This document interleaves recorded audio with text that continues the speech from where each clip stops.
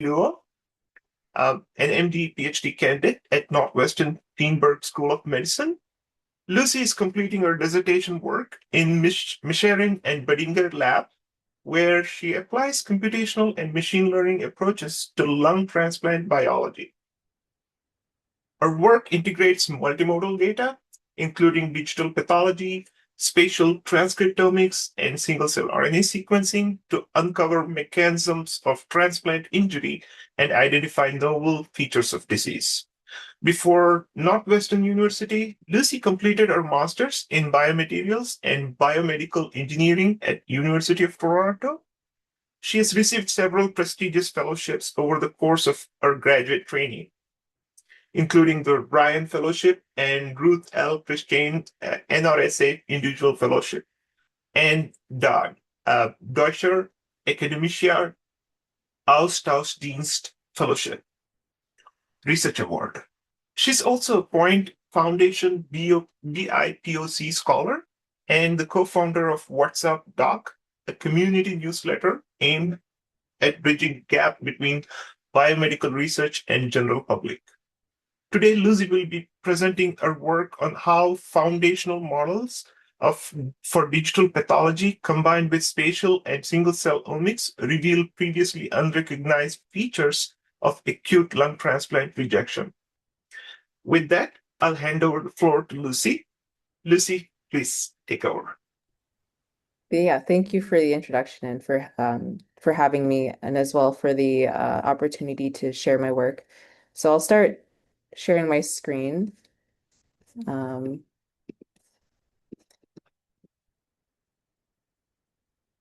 Does this work for everyone? Yes, looks Okay. great. So yeah, thanks again.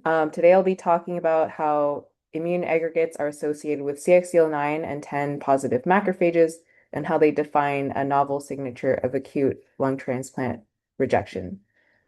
So to set the stage, lung transplant is the only option for people with end-stage lung disease, but it comes with a significant burden of complications that drives poor long-term outcomes. In a typical post-transplant course, almost everyone experiences something called chronic lung allograft dysfunction, or CLAD, a broad umbrella term for irreversible and unexplained decline in lung function. And this can develop years after the initial transplant, and when it sets in, it is largely untreatable. So it's the leading cause of death beyond the first year after transplant, such that the 5-year survival is only 50 to 60%.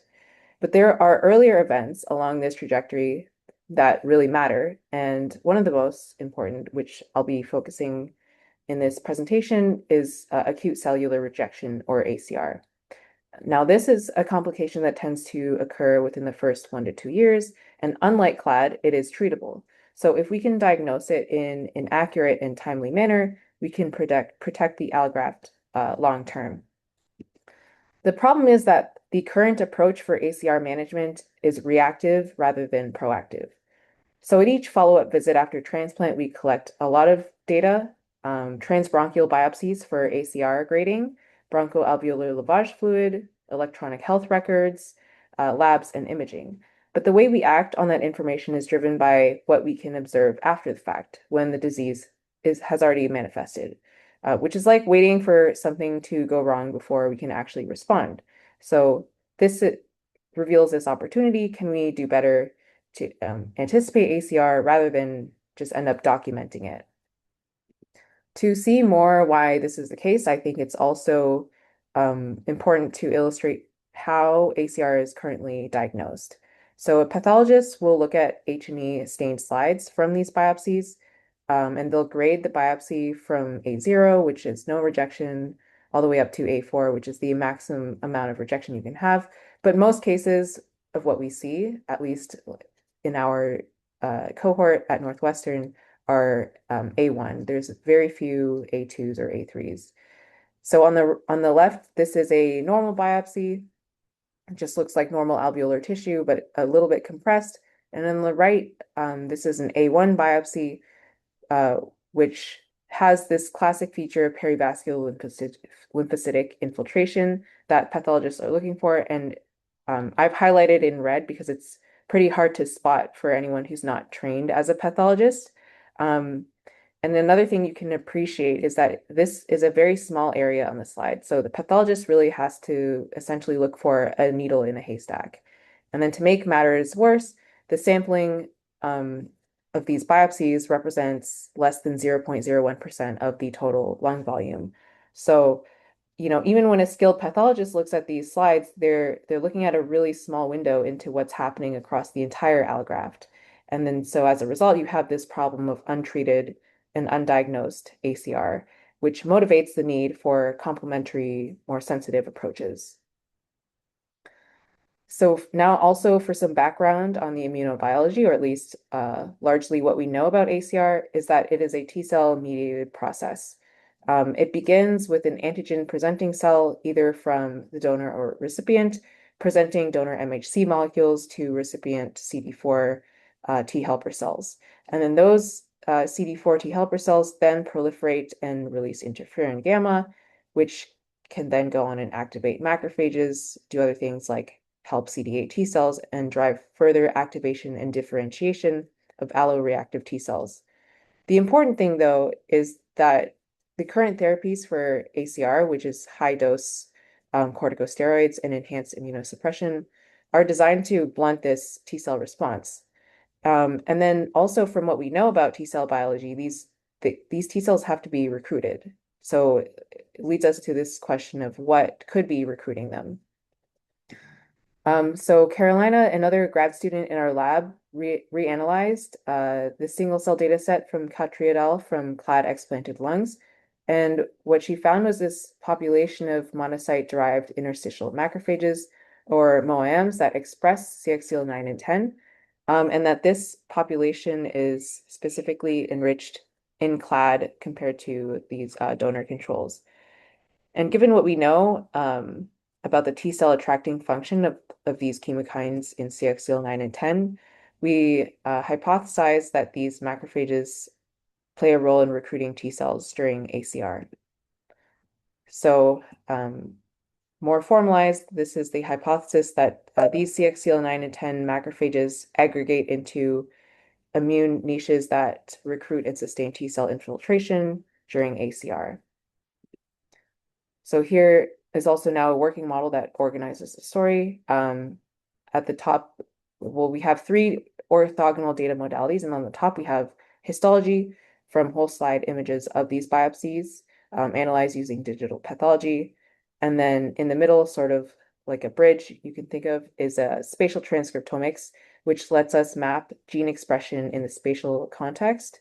And at the bottom, single cell of these BALs integrates or analyzed using a multi-omics factor analysis framework called MOFA that I'll describe a little bit more later. But the story across all these modalities is, or what I think is going on is that you always have some level of donor antigen present in the allograft because almost all of these allografts are HLA mismatched. And this persistent antigen drives T cell recruitment via the vasculature, which is why you have that classic finding of perivascular lymphocytic infiltration. And then those T cells release interferon gamma, which drives the CXCL9 and 10 from these macrophages and creates a positive feedback loop that sustains this niche.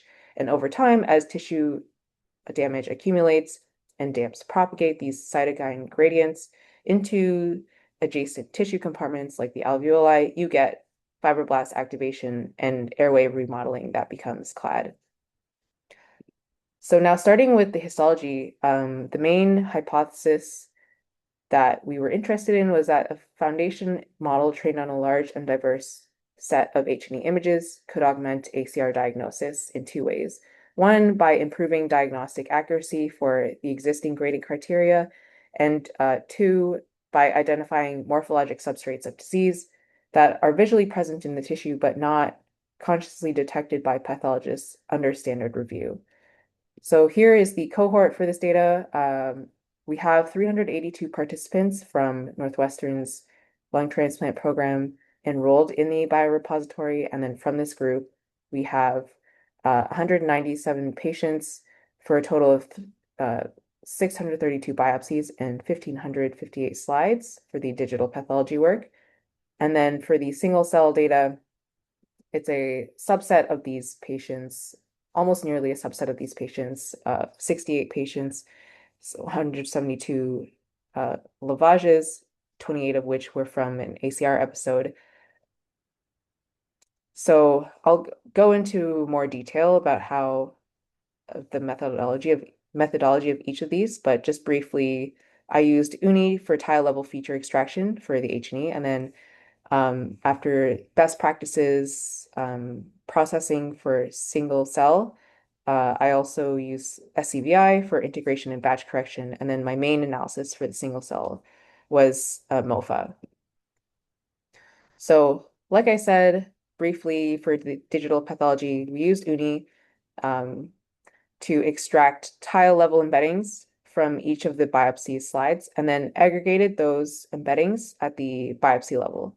And then we split that data at the patient level so that nobody is bleeding into both the training and test sets. And you can see from the distribution of the labels at the slide biopsy and patient level that there is a lot of class imbalance.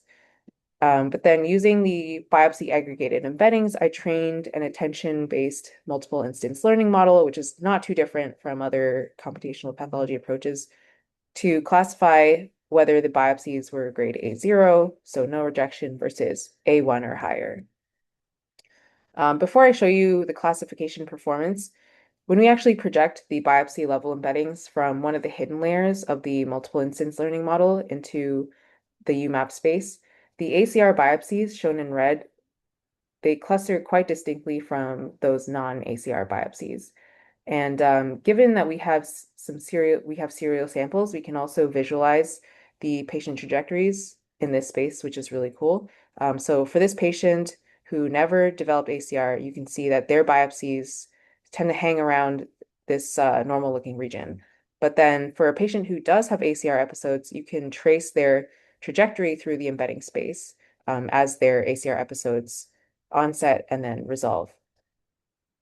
Now, in terms of classification performance, despite the class imbalance, you can see that the model actually performs quite well. And, given the large swaths of non-ACR samples, and even more than that, the large swaths of tissue areas that don't have pathology, the model can probably be used to reasonably flag suspicious areas while streamlining the uninteresting cases or areas.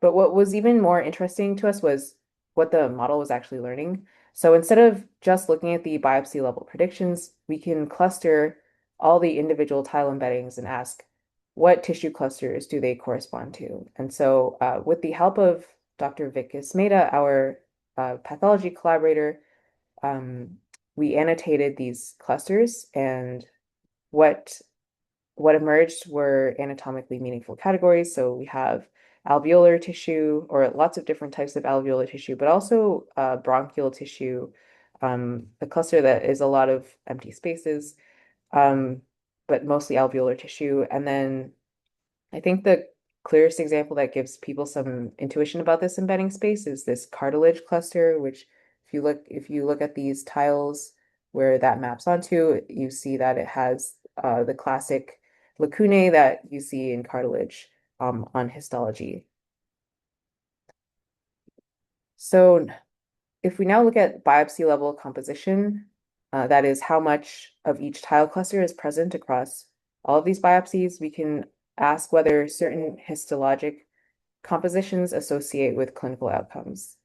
And this heat map shows in the columns or on the x-axis the biopsies annotated by ACR grade, clad status, death, day since transplant, and biopsy metacluster assignment.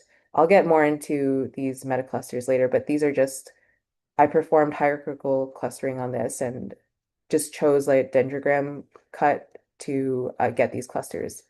But the rows are tissue tile types, and what pops out, what is most striking about this heat map is on the left, we have this grouping of biopsies that are enriched for alveolar tissue with hemorrhage and inflammation and bronchial inflammation.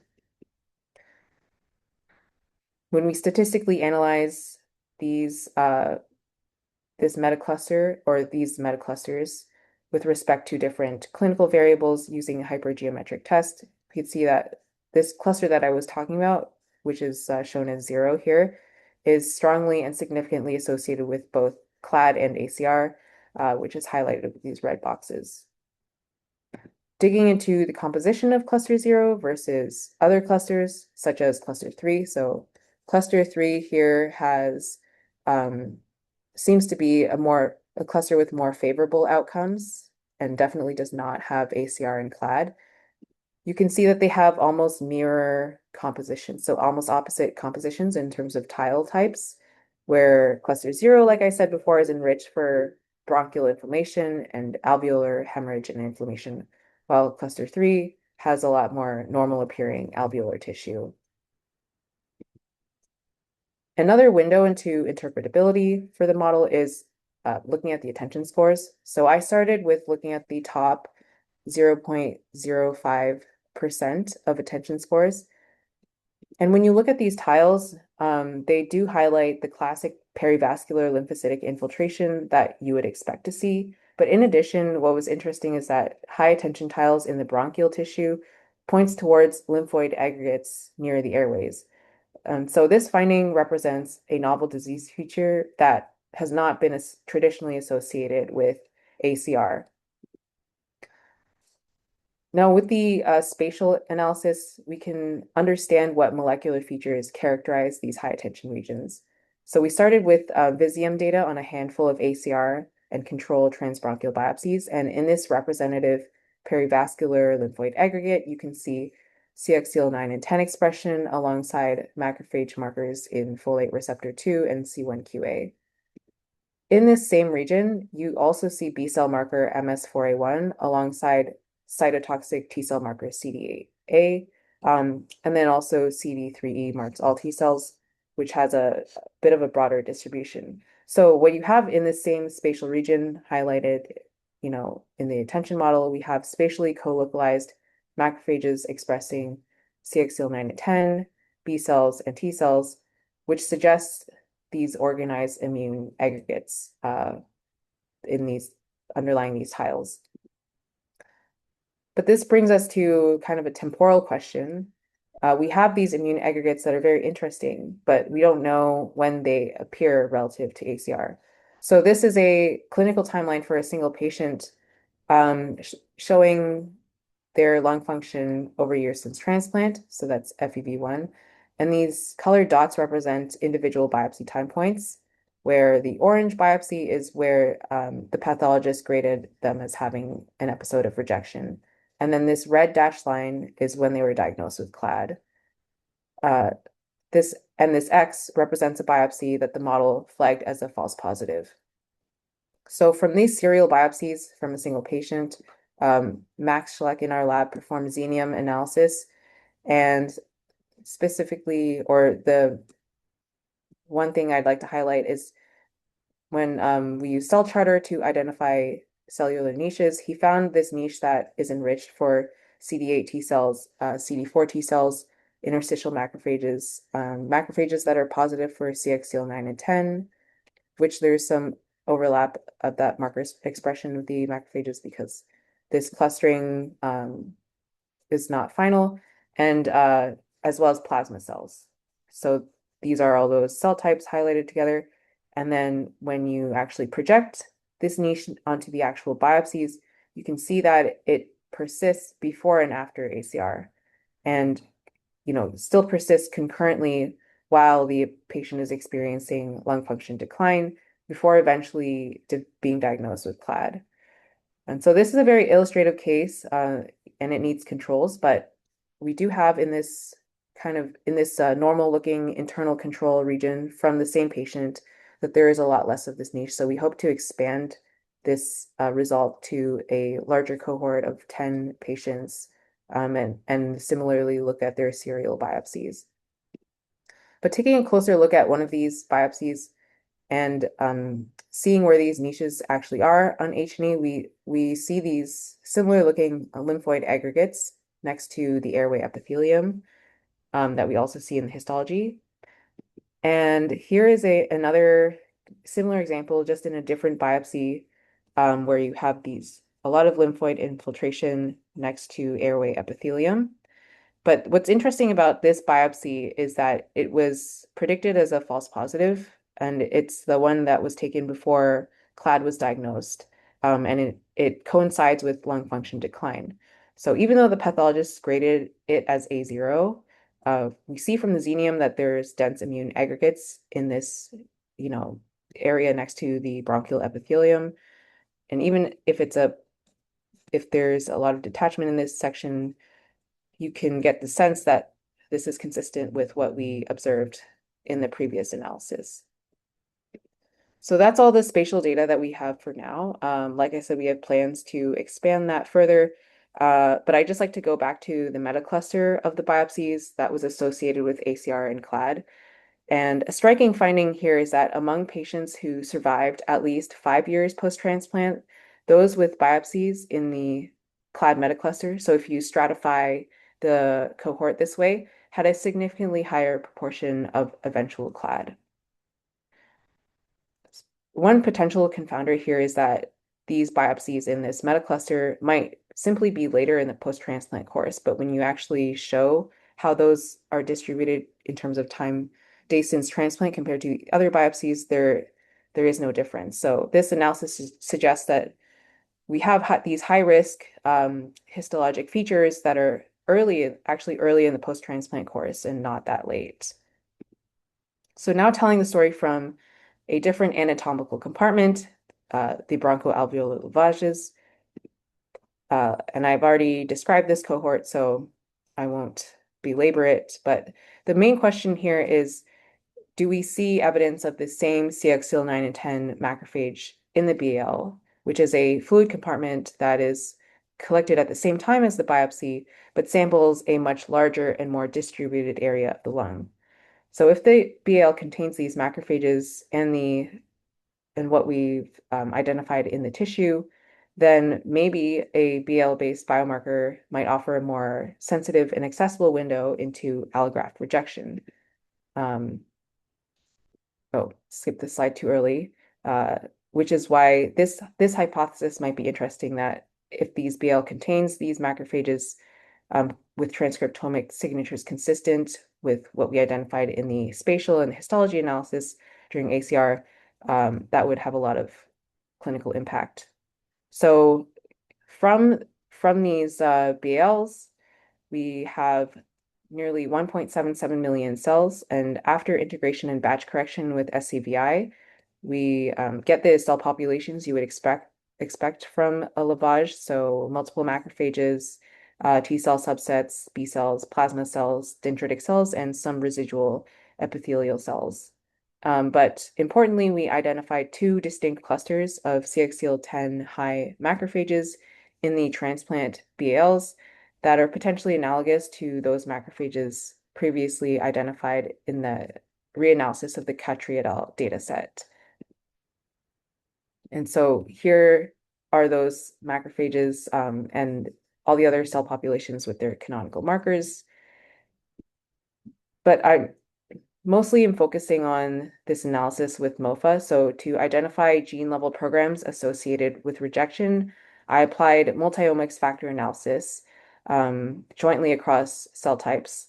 So the data that was going in here are suitable gene expressions, so based on these clusters, as well as the cell abundances from the single cell. And then MOFA decomposes the variation in this data set into latent factors that I can associate with clinical variables, which we see here. Factor 10 emerges as the factor most significantly associated with current ACR. And so that's the one that I'll be talking about in more detail in the upcoming slides. But I'd also like to briefly highlight we have a factor that is picking up on signals associated with future ACR development, which is very exciting. Drilling into the biology of factor 10, I performed gene set enrichment analysis on these factor loadings. So this heat map of the resulting enrichment scores shows that factor 10 is highly enriched for pathways related to allograft rejection and interferon gamma response, which is consistent with the literature across many macrophages, including those CXCL10 ones. And delving more into the enrichment scores in these specific CXCL10 macrophages, when you look at the running enrichment plots, at the leading edge is CXCL9 and 10, CCL5, and CD40. And these are all chemokines and co-stimulatory molecules involved in T cell recruitment and activation. And so with these results and all this data that is shown, to summarize across these three independent modalities, we find convergent evidence for the same biological story. So that is why we have this model of CXCL9 and 10 macrophages forming the hub of this organized immune niche. And that's what we see on the H&E, detectable near the bronchial epithelium and perivascular structures. And from the spatial data, we know, or we can see that it is co-localized with B cells, T cells as well. And then conversely, in the BL, we see the same macrophage program detectable transcriptomically. So in the future, like I said, we're going to validate this beyond the single patient to see how this niche and these signatures proceed or persist after ACR. And, if that holds, then these aggregates aren't just a marker of current rejection. They suggest that our standard grading system is missing biologically meaningful disease activity entirely. Now, briefly, just for some future steps, I plan to wrap this up, the single cell, especially with differential gene expression, and then further with GSVA and GSEA. And another component of this work is that I showed all of these things I analyze all these modalities independently from multiple views that the same immune niche signature appears. And we established that convergence through hypothesis-driven linking and biological prior knowledge. But we have this collaboration with Eva Sturek at the Helmholtz Institute to have this opportunity to systematically and in tandem integrate these modalities to see if we can find new biology and predict risk for CLAD more robustly using a combination of these modalities rather than each alone. And so with that, I'd like to thank my mentors, lab members, and funding sources. And I'd also like to take some time to highlight the Simpson Query Data Science Fellowship. So this is a postdoc position through SQ Lifts for MD or PhD graduates to build an independent research program applying machine learning and AI to lung disease. If you're interested, feel free to scan the QR code for more details or contact Sasha, who is, I think, on this call. But thanks again. Happy to take any questions.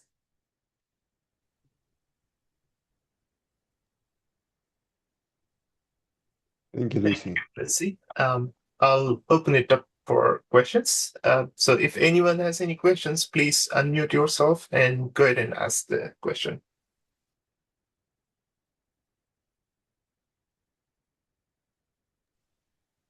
If not, I can go ahead and start with my first question. So you showed some biopsies where pathologists graded as A0, but the model graded them as false positives, right? But in the single cell data, the spatial transcriptomics data still showed some immune cluster thing there. So do you think that's something the researcher, the pathologist missed the model catched, or it's truly doesn't know what it is?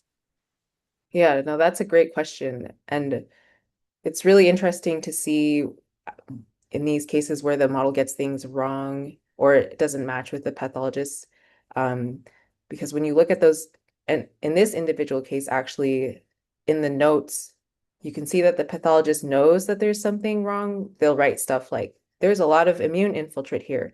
But because of how strict the grading criteria is, for ACR, it's like it needs to be around a blood vessel. So because there's no blood vessel there, they can't give it A1, A0, or they can't give, yeah, they can't give it A1 or above or anything like that. They just have no choice but to say, for the A grade at least, that it's A0, but then they'll note in there on the record that there is a lot of inflammation near the airways. Thank you. Um, is there anyone raising hand? No. If Haley had a question, she had a conflict with other things, so she wanted to ask about, does adding this technique as a potentially more sensitive diagnostic tool require more data collection than the standard post-transplant treatment care? So actually, we do these biopsies routinely, and this model was trained on like just data or biopsies that were routinely collected, and this is just from our center. There's Uh-huh. actually this is standard practice across a lot of different centers, and so potentially like we're sitting on a wealth of data to just be able to ask them to train this model on their data as well. Um, so it only requires them approving that and releasing those slides that they've already done. And it's also a part of like anyone who's transplanted now, their standard of care course, because that is the current way that we deal with ACR. Okay, so does this UNI model also have like rare cases in there? So it it has a lot of different tissue types, some from lung cancer, for the lung specifically. And then in terms of rejection, it does have from kidney transplant, I believe. But that is, it is true that it doesn't have anything, I think, to my knowledge, from lung transplant itself. But despite that, this model is able, like we can see both kind of from the performance and like from in interpreting, like analyzing those tile proportions, that it is able to see something. Thank you very much. Hi. I have mine is just kind of like a little observation. And Mhm.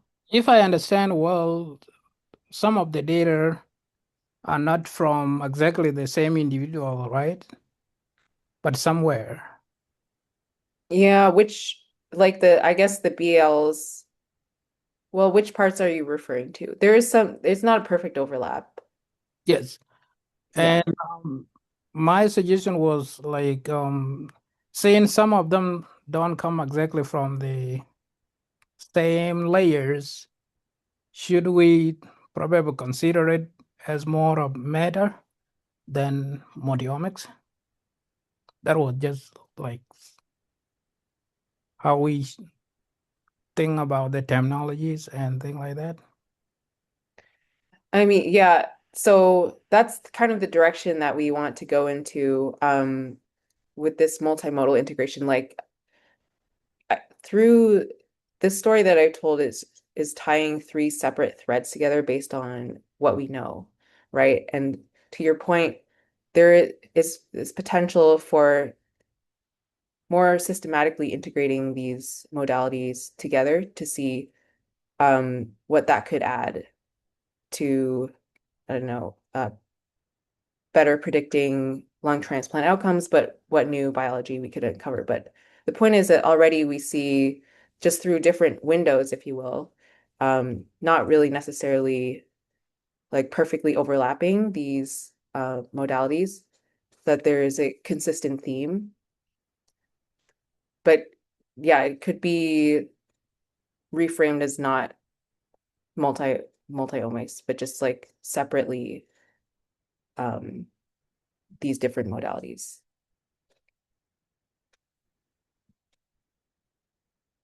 Cool, thank you.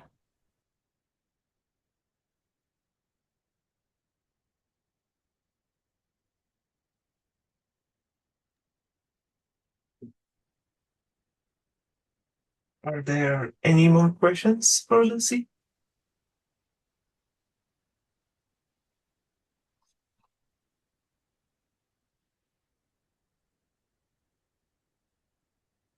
If not, we'll go ahead and thank Lucy again for a wonderful talk, inaugural talk.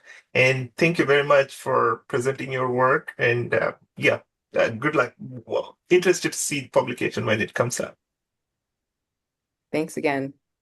Thank you, Lucy. You guys. Thank you.